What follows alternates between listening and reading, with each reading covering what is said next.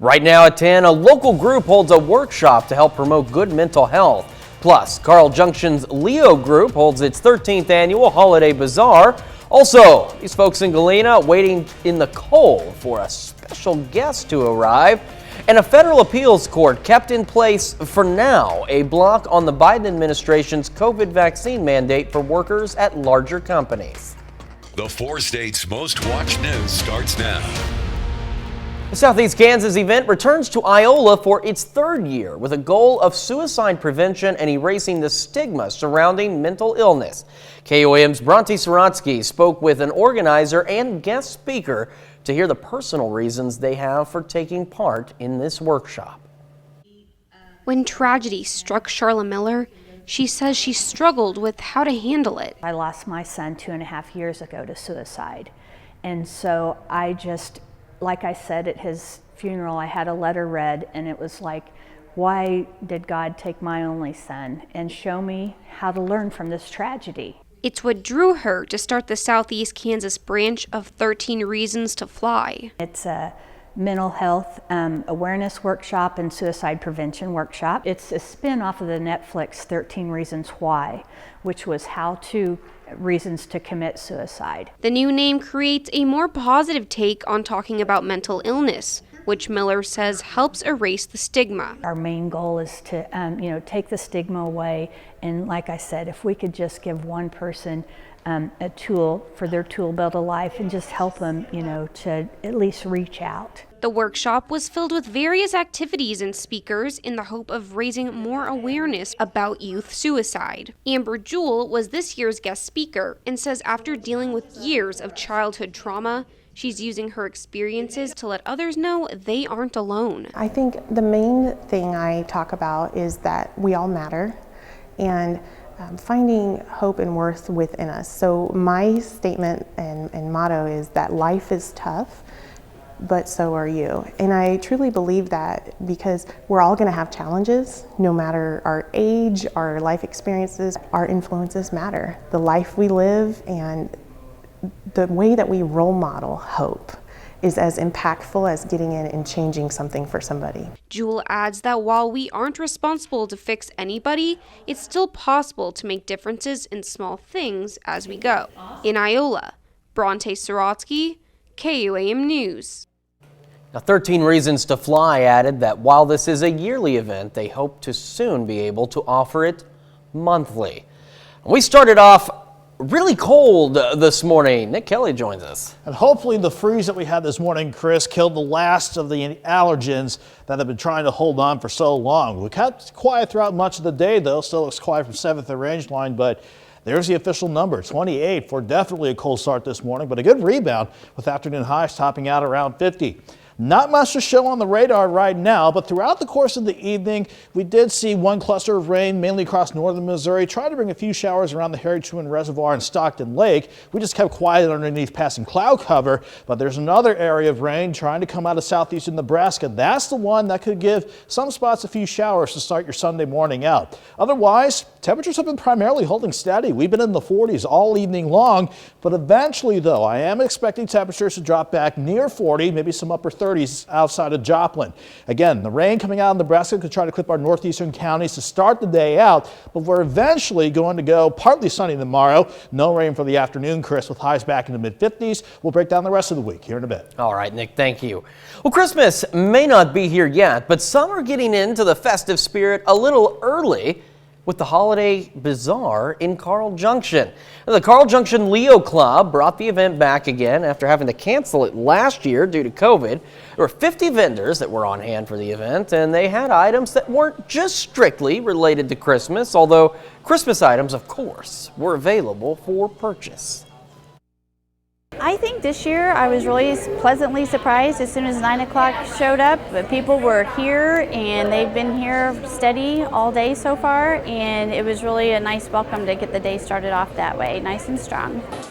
Now, there were also raffles for door prizes and other holiday items. Well, if you're planning a visit to Galena sometime soon, you're going to need your patented Rust Ease medicated bumper ointment that this guy uses because guess what? He's now calling the community his home. There were a number of folks gathered at the famous Luigi's Pit Stop on Front Street in Galena. Now, Luigi's is home to a number of other Cars movie replicas, from Tractor Tippin' to the sheriff himself overlooking everything. Kids and their parents took time to enjoy the other Cars characters until when Lightning McQueen himself showed up to take his place in the city. And we're still going to add more. Don Welch, who was the inspiration for Sally, said, "You got to get me in there." So we're going to try to find us somebody to donate a Porsche and put her down here. Yeah. You can see Lightning and his friends at 205 East Front Street in Galena. Well, then fewer than 1 million 5 to 11-year-olds have received their first Pfizer vaccine since it received the green light for that age group more than 2 weeks ago. And the Biden administration's vaccine mandate for tens of millions of American workers faces new challenges. CBS News correspondent Michael George reports from New York. As winter approaches, health experts are warning that Americans shouldn't let COVID fatigue lower their guard. We're seeing cases rise pretty dramatically in the country, 127,000 cases in the U.S. yesterday. The more contagious Delta variant has recently fueled rising hospitalization numbers in parts of the West and increased cases in the North. This fall, Minnesota has been battling a fourth COVID wave. My advice going into the holidays is that anybody who's unvaccinated should get vaccinated. The Biden administration's efforts to bolster vaccination rates nationwide has suffered another setback. On Friday, a federal appeals court declined to lift its stay on the Labor Department's vaccine mandate for workers at companies with 100 or more employees. In the ruling, one of the judges wrote, "From economic uncertainty to workplace strife, the mere specter of the mandate has contributed to untold economic upheaval in recent months." And this week, a federal judge upheld United Airlines' vaccine mandate.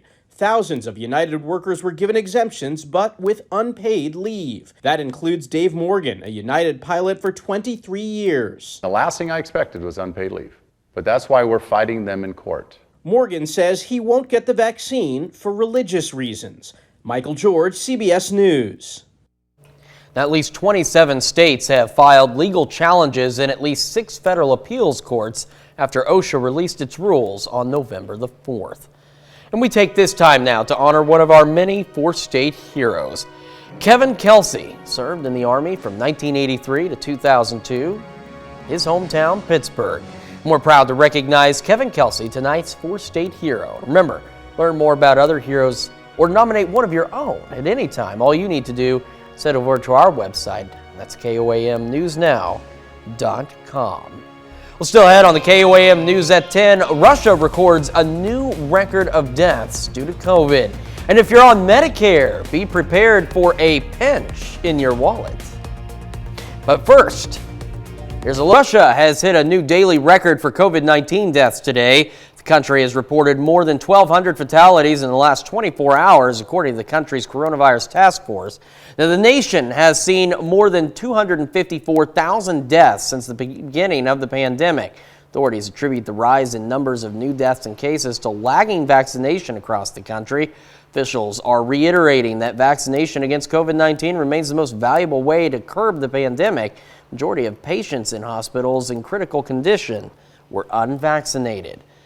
The U.S. government announced a large hike in Medicare premiums. The 14.5% increase in Part B premiums is the largest spike since 2016.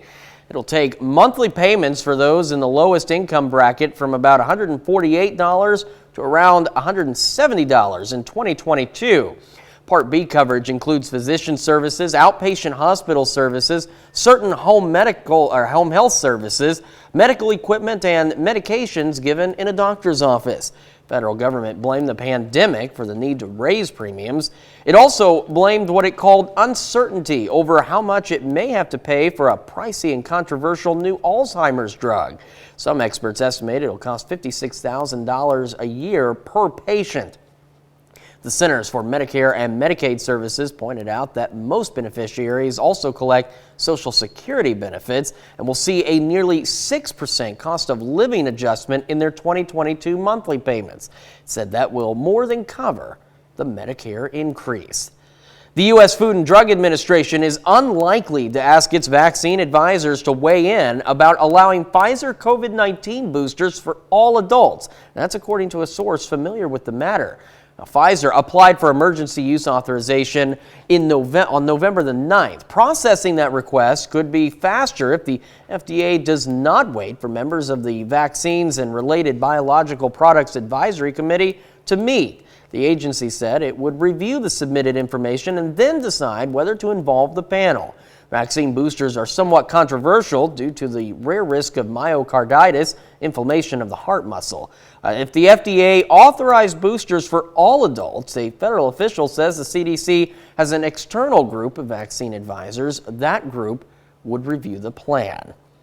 Millions of home tests for COVID-19 are being recalled because of false positives and the kind of exercise most beneficial for people suffering from anxiety. Elise Preston has some of the week's top health stories. The Food and Drug Administration announced a recall of more than 2 million Illum COVID-19 home tests. The agency says the kits from an Australian biotech company have the potential for returning false positive results. The faulty tests were manufactured between February 24th and August 11th of this year. Fruits, vegetables, beans, and even coffee may all help you stay sharp as you get older. That's according to a new study published in the journal Neurology that finds people with a diet rich in anti-inflammatory foods had a lower risk of developing dementia later in life. And Swedish researchers say moderate and strenuous exercise alleviates symptoms of anxiety, even when the disorder is chronic.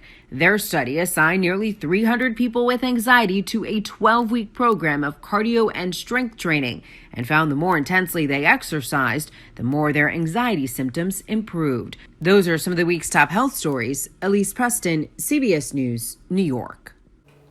Well, later on the KOAM News at 10, it's back again. It's another installment of What Day Is It? Tracking a cold front that could give us a few showers in the morning as it slides on in, but it'll mainly keep us chilly for Sunday. We'll break that down and the rest of the forecast coming up. But before we head to break, though, let's head to the calendar and take a look at some community events lined up across the area tomorrow.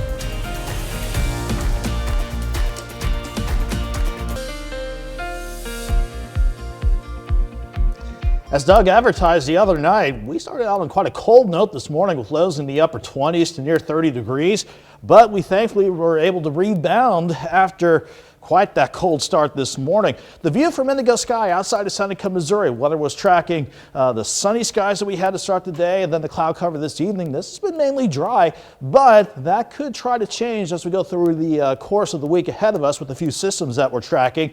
But again, the numbers, not bad yesterday with topping out in the upper 40s, but you see Joplin Regional starting out at 28 this morning before we managed to climb back near 50 in Joplin. Some areas only had to make do with upper 40s, while areas west of Joplin, you lucked out and saw more lower 50s popping up on the board. Looking okay from 7th and Range Line. The little cloud cover still hanging around, but that's going to be the ongoing theme throughout the course of the night for many of you. 47 with the southwest wind at 13 though, making it feel like 41 degrees outside. So definitely have the jackets handy if you're going to be out and about late on this Saturday night, I should say. Most of us are in the mid 40s. These numbers haven't really budged that much since we started the evening out, but you factor in the wind, it feels like the lower 40s across much of the area. You can even argue a couple of upper 30s again for the effect on the skin with that south breeze still in place. Even though we've kept most of the rain this evening across northern and central parts of Missouri, there's another complex of rain eager to work out of southeastern Nebraska. That's following a cold front that will pass on through tomorrow. But you can see as far as temperatures go, this front will not do much for us, quite frankly. But this system is being driven in by this upper level low parked over the state of Minnesota. Once that passes the front through, we look okay for the rest of Sunday. And a little return of the jet stream is taking us milder as we go into Monday and Tuesday. So let's break down the week ahead of us. Starting with tonight, the cloud cover is going to continue to come and go throughout the course of the night across much of the area. But here's 6 a.m. By sunrise, can't rule out some of the rain out of Nebraska trying to clip our northeastern counties, but it's just that. Rain. That's all it is, and that's the extent of our rain chances for the morning. Once we hit about 9 a.m., we're done with the rain chances, and we're going to eventually see partly sunny skies break back out as we go into the afternoon. 40 in the morning, and actually a little bit warmer tomorrow despite the front working through. 52 by noon, and afternoon highs right around 55 degrees. We will see skies turn mostly clear as we go throughout tomorrow night, certainly for Monday morning. It's going to mean another cool start with lows around 40, but it's going to take us right back into the mid-60s as we head toward Monday afternoon. Tuesday, we'll actually push highs near 70 despite cloud cover on the increase ahead, sticking with Doug's pattern of our next storm system. All it's going to do really for Wednesday is give us some rain chances, but with that system on the way, it's going to mean early highs around 66 before we drop back into the lower 50s by Thursday and Friday. Overall, though, temperatures don't look bad despite this first front working through, Chris. 55 tomorrow, 64 Monday, 71. A nice rebound, even though brief, by Tuesday. Yeah, not a bad rebound at all. It'd be nice if it could stick around a little longer, but I mean, you got to look at where we are this time of year. It's so. November after all. Yeah, Nick, thank you so much. Turning to sports, basketball season just getting started. The Missouri Southern men and women aim to pick up their first wins of the season today. We'll have the latest coming up. Plus, Pittsburgh State volleyball closes out the regular season at home against Nebraska Kearney. Those highlights and more next.